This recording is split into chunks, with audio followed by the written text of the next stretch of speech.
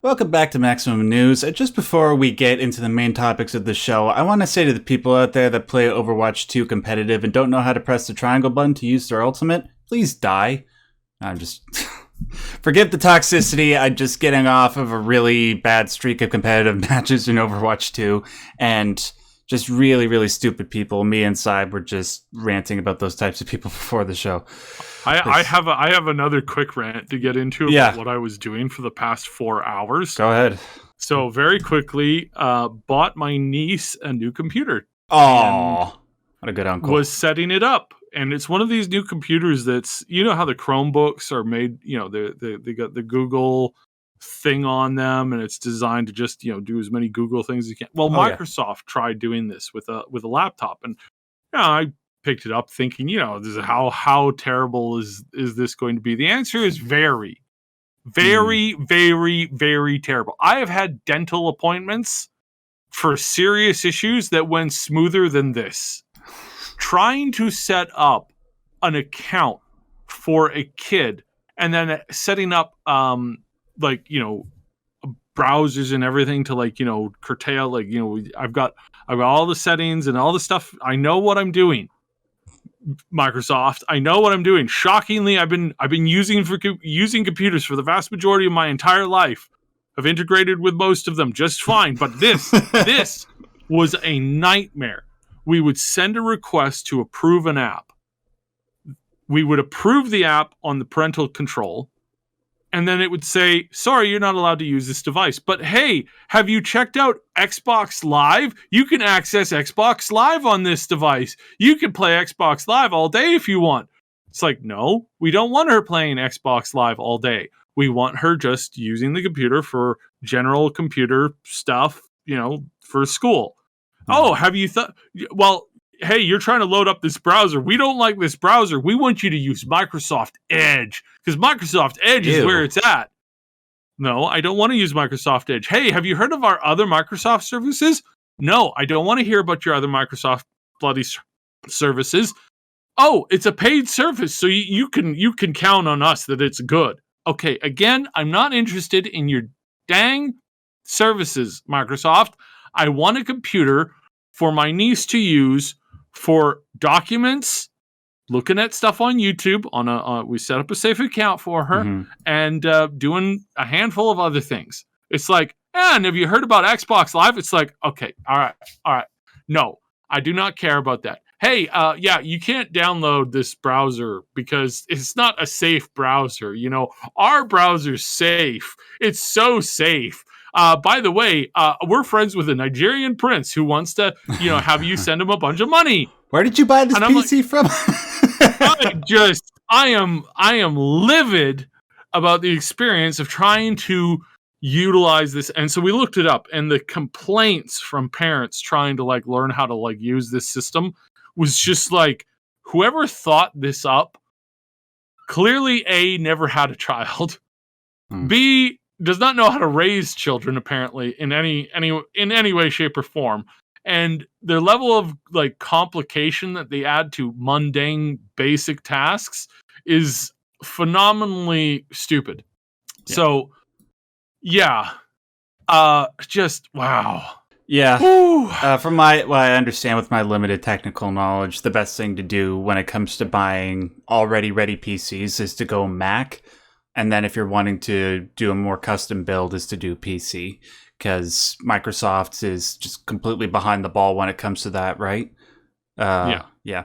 And I'm sorry that you had to go through that, man, and just bad things all around. But you know what? The majority of, to counteract all that bad opening, the majority of the news that we're talking about today is positive. Yes. In my estimation, and probably going to be one of the most positive news shows that we've done in a long time. So let's just bask in the glory of that. And we're going to start off by talking about something that just came out this past week, something that we've all been looking forward to, and probably be giving a more positive take on it than a lot of other people are. So, Syb, the Callisto protocol came out on December 2nd, last Friday. We're recording this on December 4th, the Sunday, so 2 days after it was released. I have been looking forward to this game. Namely, it's sort of like the official first in a long line of horror titles that we're going to be getting over the next year or so. Like, we're going to be getting Alan Wake 2, Silent Hill 2, Resident Evil 4, one or two other ones that I can't think of off the top of my head. And Callisto Protocol. Oh, and the Dead Space remake, obviously. And Callisto Protocol was looking to start off that trend with a bang. So I was looking forward to it. So I picked it up, and I've been playing it for the last couple days, ever since Friday. I haven't gone through all of it yet, just because I've been busy with other stuff. But my fiance and I have been plowing through it quite aggressively. Let's just say this before I give my official opinions on it. The reviews and the reactions to this game are all over the place. I can't remember the last time that I saw a game get this diverse a response, because there are people that are saying like this is just mediocre or bad, like 4 or 5s out of 10s from official outlets. People that are saying it's like a 7 or 8, which is good or very good, and some people are giving it a 10. And you know what? I can totally understand where all those people are coming from. People who say it's bad, people who say it's the best thing ever. Because the Callisto Protocol, in my opinion, is built in a way where there's so many things about it that you're either going to love or hate. And it'll flip a switch like up or down a point, depending on how you react to those core systems. And hopefully I'll be able to elaborate more on what I mean when I get into specifics. From myself personally, I think the game is good to very good with some significant problems. I'm going to, let's see, how should I get into this? I'll just start with the things that I like and that I think people universally tend to like, which are 1 or 2 things, but then there are like a whole bunch of other things that people are divided over. The 2 things that people all over are agreeing about in regards to this game are the atmosphere and the graphics. Syb, the graphics in this game are off the chain. And, you know, if some of you have been watching Maximum News up until this point, recall when we've been talking about this game, I've had some worries about the graphics engine because some of the blood effects look really, really bad, in my opinion. But everything, for the most part, graphically speaking, fidelity, art direction, it is gorgeous. Like big open spaces, and like from that to enclosed, crawling through vents, it all looks amazing. And you know what? The mind-blowing thing is, Syb, all of this is on Unreal Engine 4. I cannot wait to see the capabilities of Unreal Engine 5 for a game like this. And we are only going to have to wait a few more years to see what comes of that. And then the atmosphere, I would say, man, like Dead Space, when it comes out next month, the remake, it's going to have to be on par with this. Otherwise, it's not going to be as scary. It's just, there's something about the way that the station on Callisto in this game is like how everything went to complete crap. It's legitimately creepy. And I'm saying that as somebody who almost never gets scared by, and you know, this game didn't scare me, but I almost never get scared by games, but there's just something about the way that each level is staged that it just makes my skin crawl a little bit. It makes my hair stand on end wondering what's going to be coming around the next corner. That, all the praise that Callisto gets for that is well deserved. But those are just the main 2 things. There are some things that people are divided over. Number 1 thing is the combat.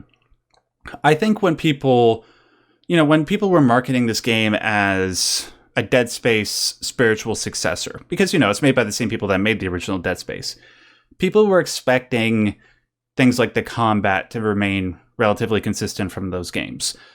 It's not. Unlike Dead Space, where it is sort of like run to one end of the room and then shoot, this game does have more complex mechanics. So, for example, when you're shooting at an enemy, like let's say there are 3 enemies in the room and you had like 40 bullets. You will go through all those bullets to take down those 3 enemies. For the most part, in order to take them down properly and to save all your ammo for more intense encounters later, you have to get up close and personal. But in order to do that effectively and not die, you have to dodge them. And to dodge them, you hold left or right on the left stick before they can hit you. I like this because what it does is it adds a level of tension and scariness where most horror games that I've played do not have that. And because of that, for myself personally, this is just my personal opinion, I like it.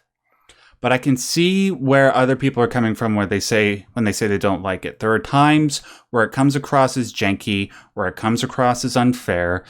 I would say like 2 or 3 times that happens, but I can see where like it would piss people off enough that they would want to put down the game and give it like a 5 out of 10 or a 4 out of 10. I think it's fine. Now let's see, what else is there? Actually, that was, for the most part, those were just the main positives. Obviously, you know, the sound design is good. The performances are all good. And that's enough for me to give it like 7 out of 10, maybe an 8 if I'm generous. As for the things that are bad about it, it's buggy as hell. I've played through about 4 hours of this game side on PS5, and I've had 3 crashes. And apparently, the PS5 is, you know, the PS5 version of Callisto Protocol is the most stable version of this game, because if you look at like all the internet memes online, the number of bugs that people have been having playing this game on Xbox and PC are ridiculous. It's absolutely criminal. What the hell? Why do studios not do all their development for all systems within house? I do not understand. It's to prevent stuff like this. But anyways, a lot of really poor animations. It's kind of hard to describe without giving away spoilers, because it sort of prepares you for certain scary things that might happen in the game. And then the story, it might get more interesting going on, because I'm just a little bit more than halfway through the game at the moment, but it's sort of non-existent. It's not interesting in like minimal ways like the Dead Space games were. But those are the summary of my positives and negatives. I don't think it's the masterpiece that some people are making it out to be, but I don't think it's as horrible as others are. I'm somewhere in the middle. Now, my opinion might change as I get closer towards the end of the game. Maybe I'll be a little bit more harsher on the lack of story. Maybe like the combat encounters will get a bunch more unfair. We'll see. But right now, I'm enjoying it. I would recommend it to people if you are a fan of survival horror. Maybe like don't buy it full price. Maybe wait for it to go a little bit down in price, maybe 10 or 20%, and then it'll be worth your time. Syb, do you have any have you managed to play it yet? And if not, did you have any questions in regards to my experience with it?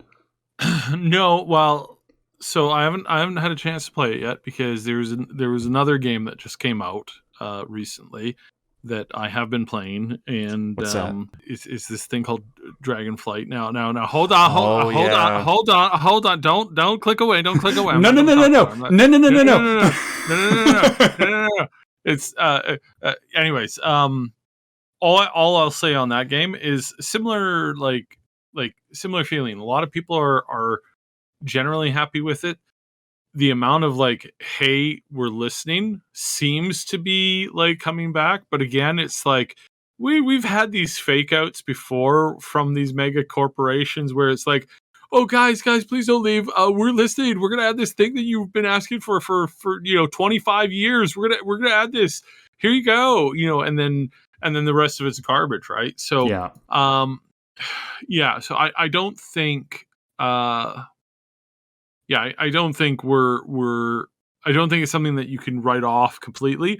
I don't think any game, and we're gonna get into this when we talk about Todd Howard here in a little bit, but you can't write anything off permanently, in the sense of like, because people change all the time. People change, and the people change, like literally, like people move in and out of jobs all the time. A corporation sometimes has bad habits that stick around, and that kind of stuff. So yeah, I think that's what we can kind of refer to some of the technical bugs that you're seeing in Callisto Protocol. Is they're there because that's how the industry has built itself for a very long time. you ask, why do they have so many bugs? Why is there so many problems? There's been solutions that have been offered. There's been solutions that have been pushed by tons and tons of people. There's all kinds of solutions to those problems, but those solutions very rarely accepted by people who have been in the industry for a very long period of time, and oftentimes also not accepted for totally different reasons by new people in the industry. And then always, there's always this HR slash like oversight slash like bureaucratic nightmare that always steps in and goes, you can't do that. Well, why not? Well, because if you did that, that would, our job wouldn't be that important anymore. And we can't allow you to, not value our jobs in HR. We got to make sure that you keep paying the bills. It's like those 3-letter institutions where, if they don't use up the budget this year, well, they're not going to get the same budget next year. They're going to have to they're going to have to work with less money. They can't have that. So let's just invent a bunch of problems and then say that we're dealing with them and burn a bunch of cash that way. I'm getting too crazy right now. But yeah, no, that's the problem. Yeah. It's bureaucracy, and bureaucracy affects every stage of everything that humans make for the most part. It literally does, for everything from big business to small business to government to private institutions. Everything is affected by bureaucracy.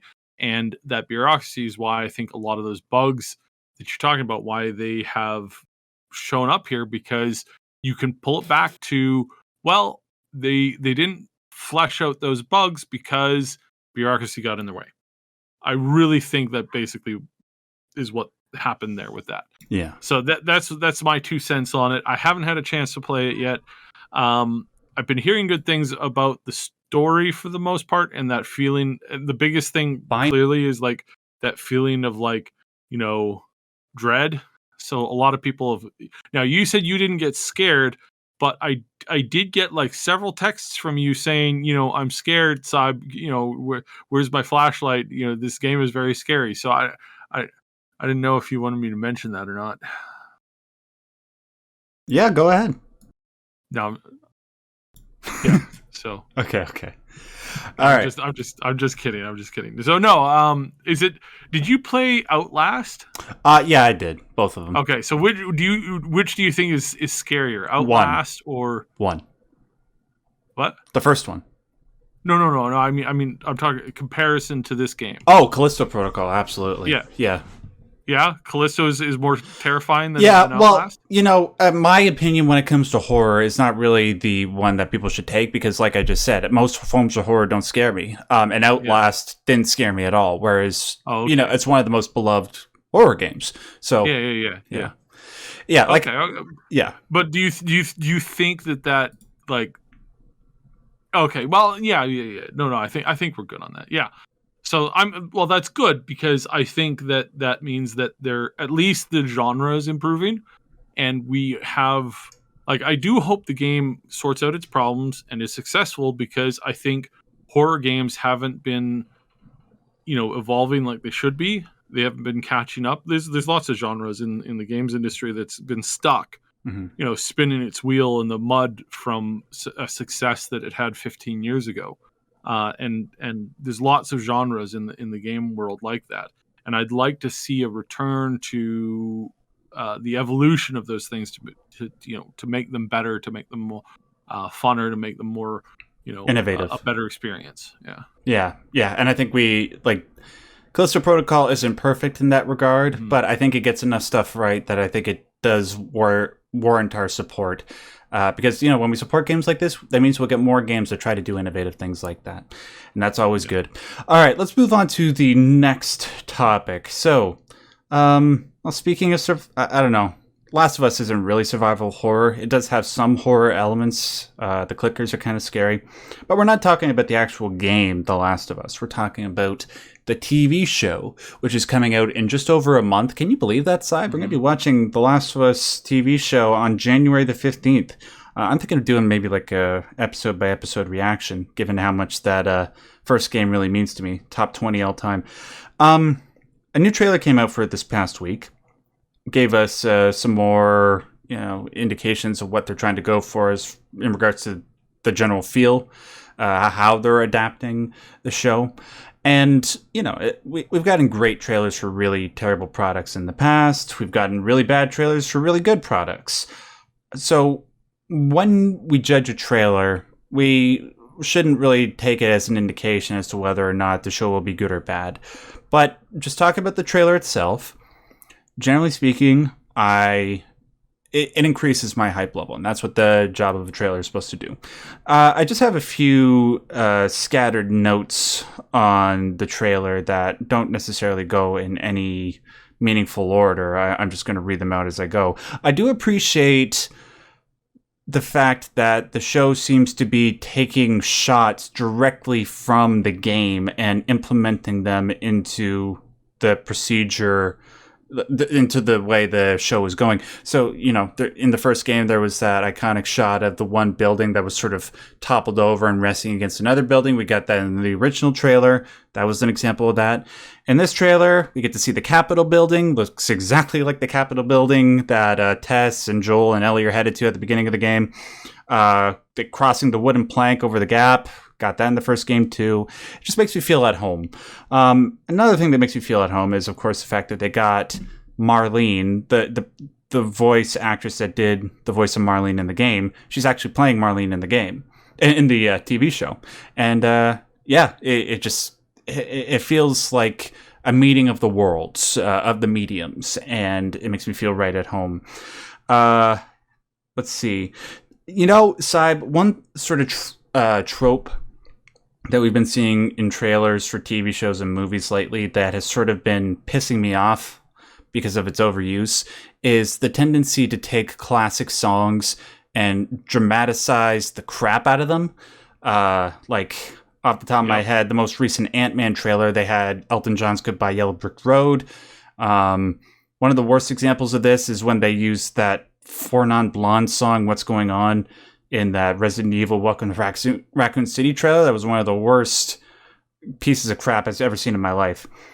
Well, this trailer does the same thing with Take On Me. But you know what? Because Take On Me... Is that going to ruin that song for me? No, it won't. Okay. Because you know what? Take On Me is... as much as we like to try and ignore the fact that The Last of Us Part 2 exists, some of us... Take On Me was in the second game, and it does sort of... There is an element of that song that adds to the overall identity of The Last of Us. And even though its use follows that stupid trope that I was just... and that stupid trend that I was just referencing, it does kind of work here. It's not distractingly bad. It is appropriate. I just wish that, generally speaking, people didn't do it. And then also... Ellie's sense of humor. Thank God Ellie still has a sense of humor. That was one of the things that made Ellie in the first game so charming, such a unique character. And it seems like we're definitely getting that joke about Joel saying, if I see her twitch just one time, and then she just starts twitching and acting like a clicker. That was core Ellie. And I'm so glad that we were finally able to see some of that. It's hard to say, just with that example, whether or not Bella Ramsey will be able to capture Ellie's humorous personality in her own way, separating herself from the marvelous job that Ashley Johnson did, but we'll find out. Overall, it seems like just what we're getting from the trailer, that the show is doing what I wish most game to TV or game to movie adaptations do, and that is actually adapt. It seems like they're taking the core elements from the game that need to be there, but they're building around it a passive viewing experience filled with narrative and filled with new dialogue and filled with greater explorations of the characters that we got in the game. And thank God for that, because it's looking like what they're doing with Henry, with Sam, with Tess, with Bill. I can't wait to see what they do with Bill in this game, in this TV show. I'm excited. Syb, did you see the new trailer? Are you excited for this show any more than you already are?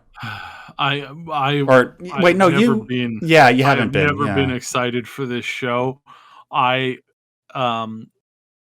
The Why? Like, what is like? Is it just because the director over at Naughty Dog has stouted so many times how involved he is in the process and how how good he is as a creative mind, and the fact that he won all the game awards for everything, and therefore he's the best creative mind ever to exist, despite you're taking credit for a lot of women who worked on that script for a very long time. So that's the main reason why I have literally zero anticipation, trust, or belief that this is going to turn out good. I fully believe that it will be an absolute Lord of the Rings level travesty of the original lore. That's what I think going into it, and that way I know that I won't be disappointed. well, okay, what scenarios are you envisioning in your head, like how they're going to mess up the lore? Just like trying to put more of what they did in the second game and push basically more of that into The first one. this version. Okay. Like most of us can agree that the story didn't feel good, nor did it make sense, nor was it well written. I think most people can look at that and say, yeah, this wasn't well written. And why? Because, well, we've been over this probably like 100 times at this point. It's like I've heard better scripts and the same. It's a very common story. Mm-hmm. Like, there's an old saying, careful when you go out for revenge, because you gotta dig two graves, one for the person you're after and one for yourself. That's the story of the old revenge Western shows and movies that there were hundreds of that Hollywood has made over the years. And somebody comes in and goes, oh, here's an original story. Somebody goes out for revenge and it doesn't pan out the way they're thinking. Oh, you think? Such brilliant perceptive qualities you have. And I say that extremely facetiously, obviously. But that's the thing, is like when somebody can take a baseline concept for a story, bring nothing new to it at all, and then claim that it's the best written thing ever. It's like, that's basically, it's what happened to the Batman with the really bad one, with Clooney and Arnold, and it was just like everybody just phoned it in, right? Mm-hmm. It was ridiculously campy. There were nipples on the bat suits and all this other stuff. It's like, why would you do any of this stuff? And the guy who directed that, he sat in this movie. He's like, this is my interpretation of it, and nobody dares tell me what the interpretation is. If that's an original story, that's a fair thing to say. It's your original story. That's your, but it's not an original story. You took that all from the comics. You didn't bother to read them or understand. You had somebody go through it and give you a general synopsis and went, I could use that. I could use this. And then you slapped it together like an idiot.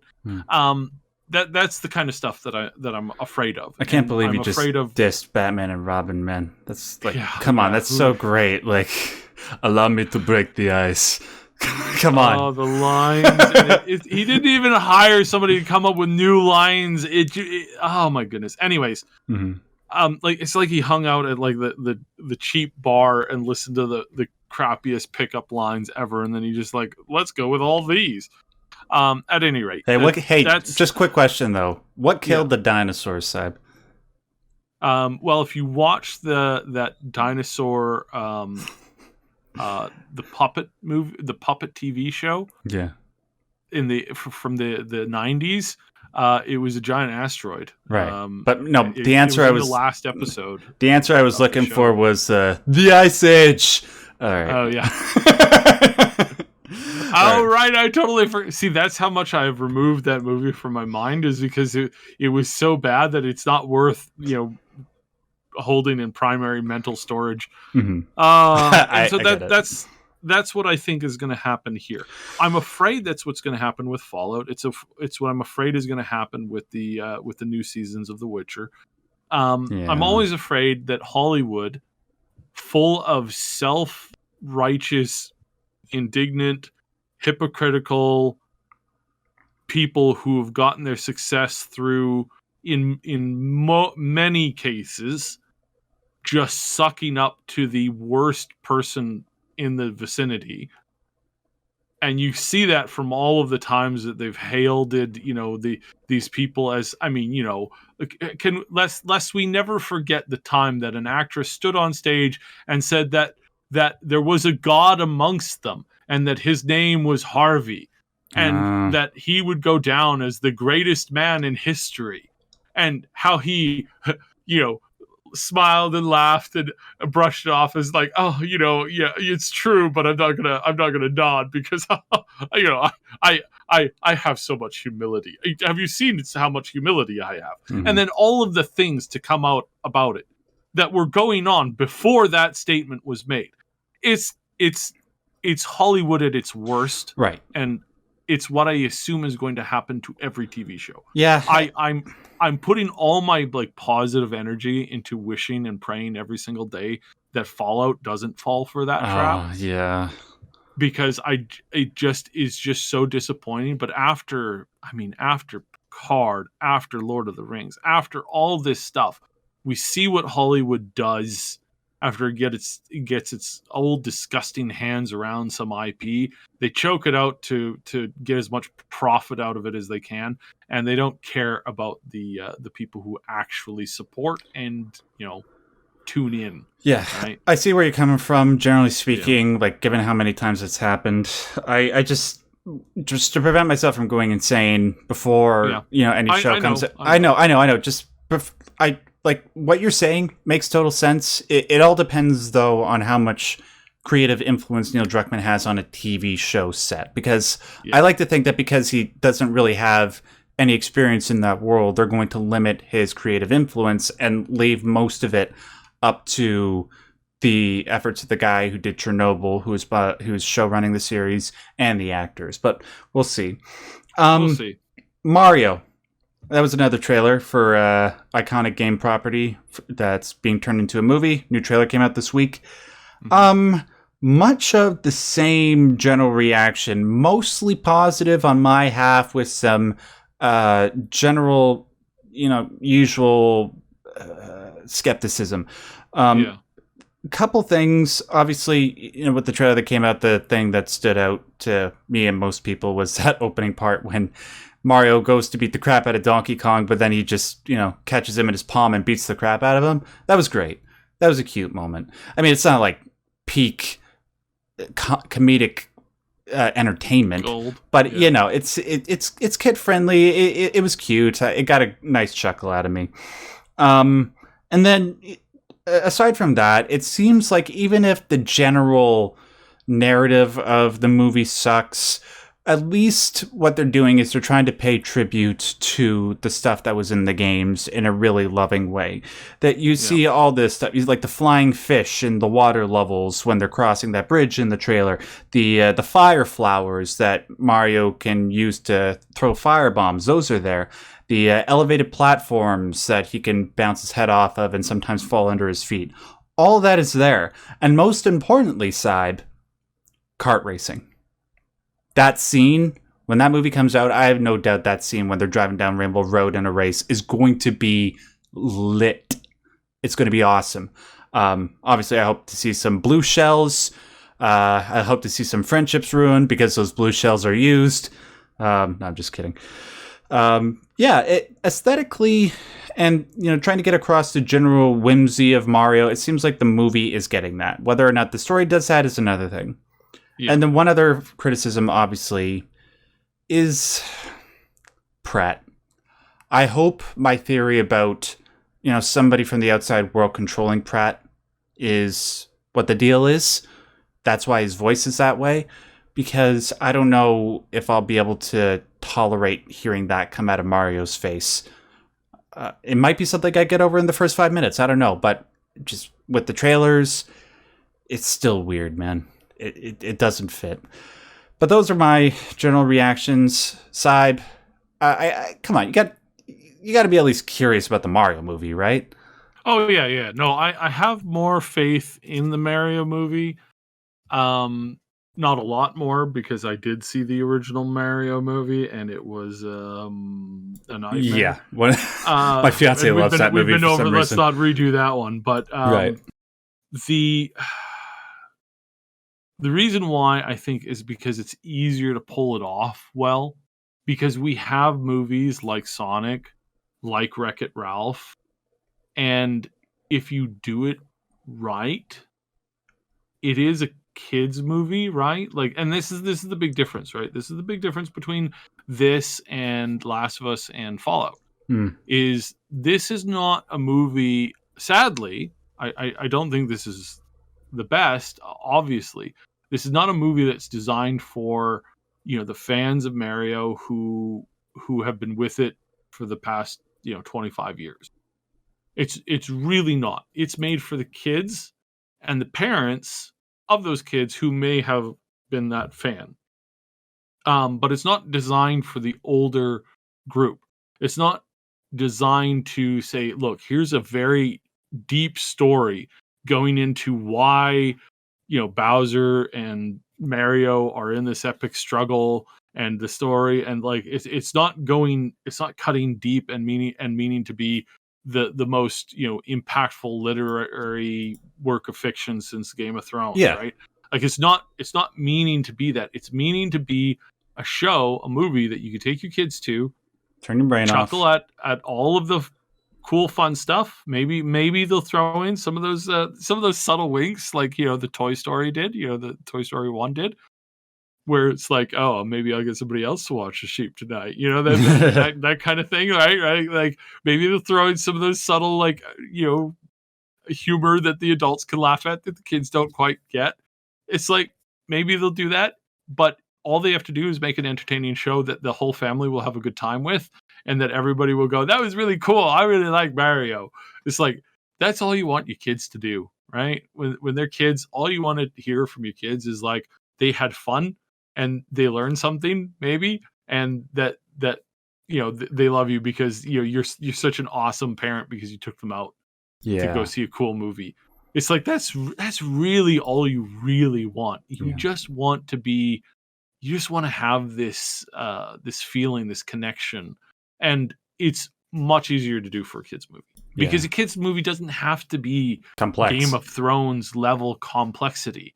It's nice to have that. And I really think one of the most missed things that Mario, the franchise hasn't done, is they haven't gone further down the Paper Mario route, where the RPG that they had. That was a phenomenal game that I really wish they had kept going, that they'd pushed into more, that they'd created a deeper world to. It's like, that was there. That is the option. And that is, for the most part, the thing that I'm lamenting, is that we don't have that. We don't have that thing where you could play as that. And that kind of sucks. That's the kind of thing that I'm personally missing out of the Mario universe. But that's okay, because it's unlike other stories. It wasn't ever really meant to necessarily grow up with the audience.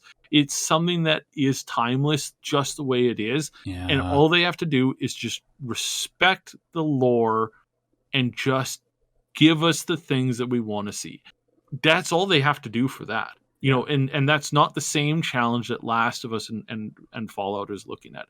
Fallout and Last of Us, those stories have to cut deep, like Andor.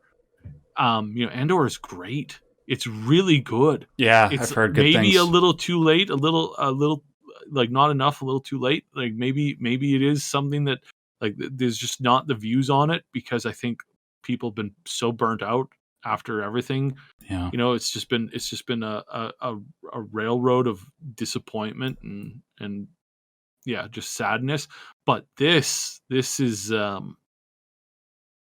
something different, where those shows have to hit hard if they expect to retain anything past a general small season 1 popularity.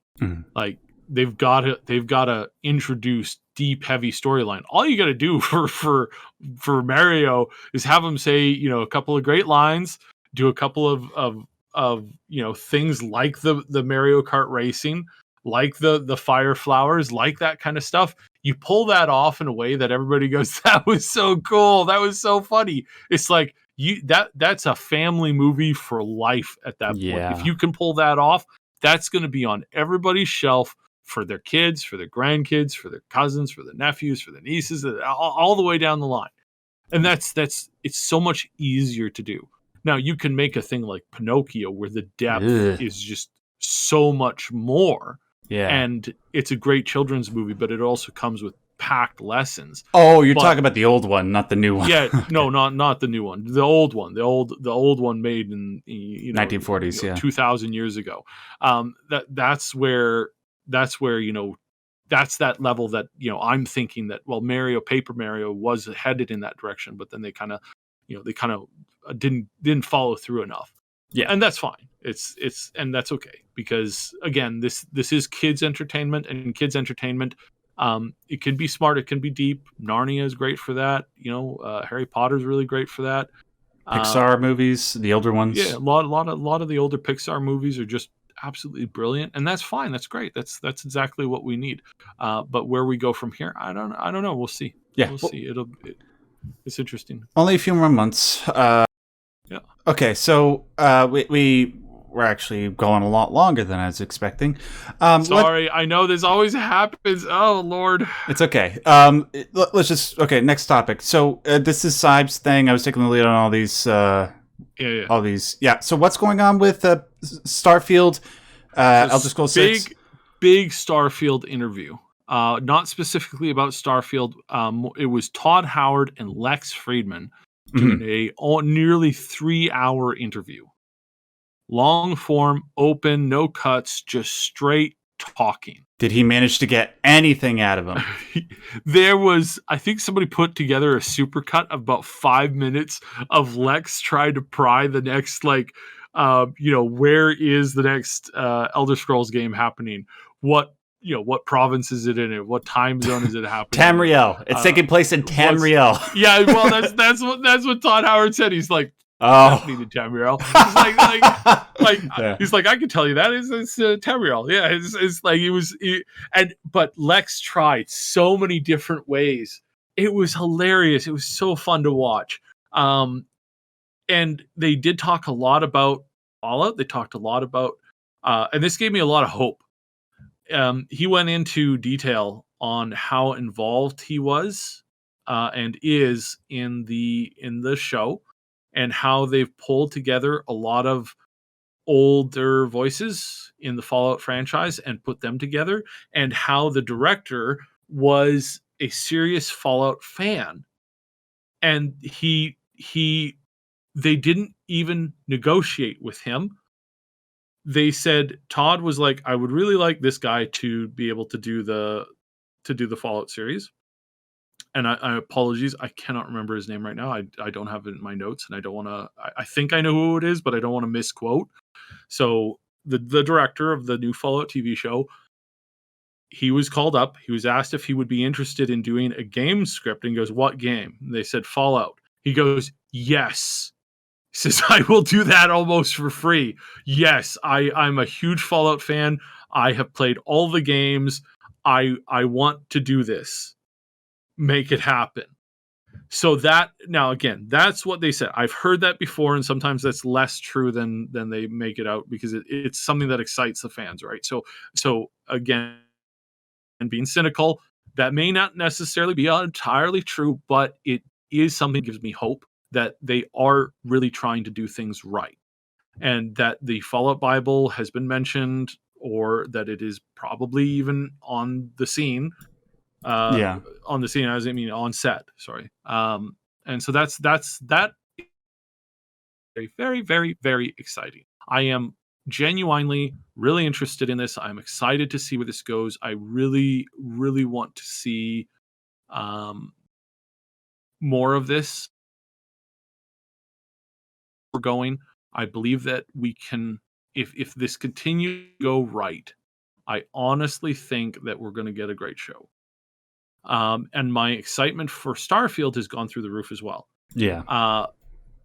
A lot of reasons, a lot of talk reasons. So I'm not time, and for the sake of not dragging this on too long, I'm not going to go into them because it is one of those things where we don't know for sure yet because we haven't seen it yet. So we have to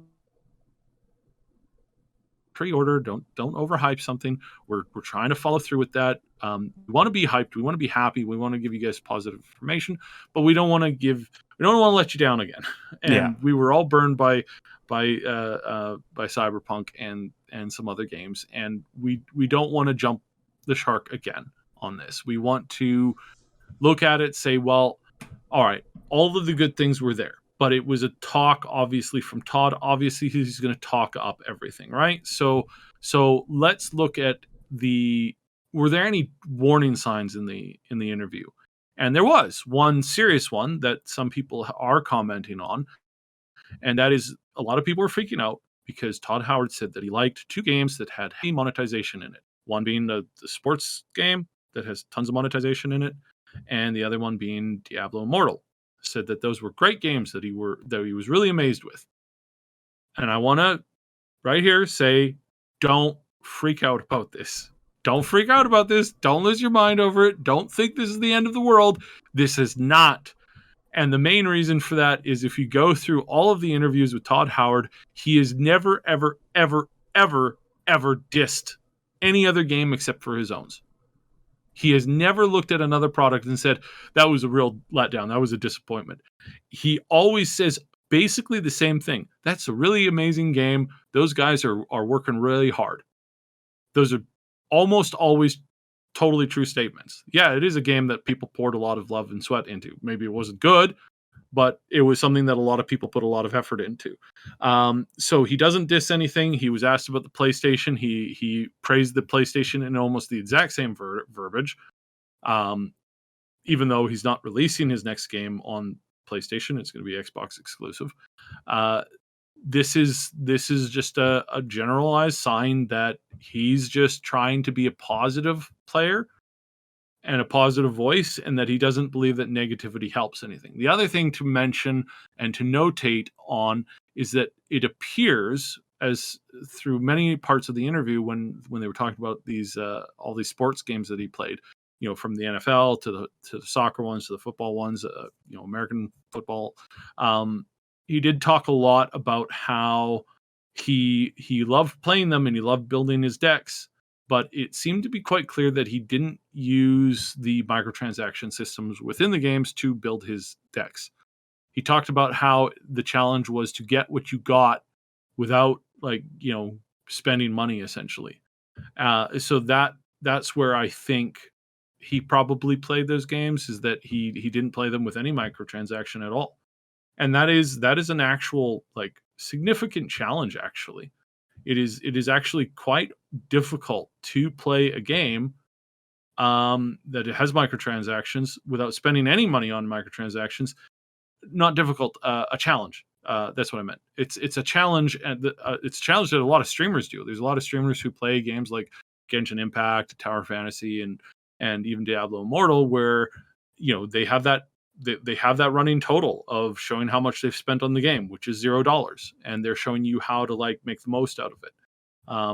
I wish that was different. I wish that more of these companies wouldn't do those dirty microtransaction things. But to note that is that is something that is starting to show up in the genre of free to play games, is being 100% free to play. Spending no money on any of these games, despite the offers that they throw at you with an 800% value. It's 800%. You're losing money by not spending money on this object. Come on, man. Yeah. So that kind of stuff, that's the only warning sign for me to keep this rather short. And what we'll do is we'll talk about the Starfield stuff a little bit more in the upcoming game pre-show for the Game Awards, which we're going to be covering. Do we know if they're going to be there? We know that they're. I mean, obviously, they're going to be talking. There's going to be stuff at the Game Awards. We don't know if Starfield's going to show up. Most anticipated game. I do suspect, because they did have, there has been some publicity stuff going on about Starfield. I really think we're going to get a new announcement for the launch date. I believe a new announcement will be made at the Game Awards. Oh God, I hope so. It just seems to be really good timing. Lex Friedman interviews Todd Howard. They talk about Starfield a ton. Less than a week before the Game Awards. That's one hell of a coincidence if it wasn't planned. I mean, if I was in the HR department and we knew that we had a game that we just missed a launch on, big Game Awards showcase is coming up, people are dying to know when your game is coming out. You've just recently made an announcement on this podcast that you're now in, that you've now finished the final stage and you're now in player testing. So that means that every person in your company is working on two things: testing the game and fixing the bugs that they find in the game. Yep. And that if that's at the stage that you're at now, and you've got 2-3 months before it's going to be hitting the stores, maybe 5 months, maybe 6 months, maybe more. But if it's less than 6 months, now is the perfect opportunity to do a massive interview with one of the biggest podcasters in the world, do this big interview, get everybody talking about it, and then immediately follow it up with, wouldn't you know, a new trailer showing a bunch of stuff that people were criticizing about the last one, going a little bit more into depth about cool stuff, and then announcing a new date. Mm-hmm. I mean, that to me makes sense. Just makes a lot of sense. Yeah. Right. So I think that's what's going to happen. So we're gonna cover that on the pre-show. We're probably going to go live at least an hour, if not more, before the show starts. So tune in for that on the main. I believe it's going to be on the main channel. And you're going to join us on the main channel. Right? I think so. I'm not doing anything for my channel. I just have to figure out what I don't think I got anything going on that day. Let's just bet on that I'll be there. Yeah. So yeah, we're going to cover that in depth. But as far as the news is my excitement for Starfield higher or lower? And I'll be honest, it is higher. Yeah, me too. It is a lot higher, having watched this, because they talked about one of the big criticisms was, you're gonna have 1,000 worlds. Oh my goodness, in 100 systems, you're gonna step on a planet, there's gonna be nothing there. Oh, so boring. Oh, gross. Actually, that's something that they talked about, and they talked about it in a way that really got me, and that is, yeah, there's a lot of planets in a solar system. Even if we develop space flight tomorrow, there's going to be a lot of planets, a lot of moons, a lot of locations in space where there's just nothing but resources there, and a lot of empty rock. And what they said is that they have labeled every planet with the threat level and with the life level. So you're going to go to a planet and it's going to tell you, hey, this planet, there ain't nothing living on this planet.